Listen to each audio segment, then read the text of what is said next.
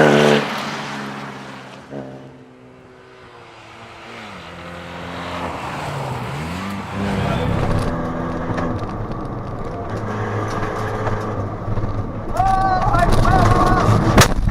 getting more and more into it, and then we're using some interesting pace notes. None. Planted the brakes, we just went straight. We hit the one gutter in the whole town, smashed a massive hole in the sump, and then we had a little bit of a fire. So it was quite dramatic, but we found some awesome guys. They come unstuck, and we thought, well, lend the boys a hand. They come all the way from Ireland, backed him into the shed here, and let's get him on the road again. They've gave us all the tools, let us in their drive, provided us jacks. They've even provided a pair of shorts to get us out of the race gear. Highlight of the day, mate. You fellas should do this every weekend here. They even had a stack of step ladders which we cut up to repair our sump. It'll get us going again, and we're finished today.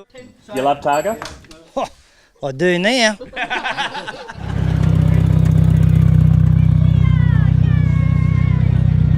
You made it. Oh mate, we got there. A lot of hard work there.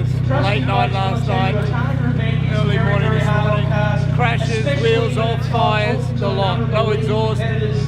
Getting there. That was amazing. We made it through by the skin of our teeth. We've spent 3 days fixing it and 3 days trying to keep it on the road. But we got here, it's overwhelming. Right. Brilliant. And I flew 14,000 miles to take part. Did you get to keep those shorts? Yeah, we've got them as a souvenir.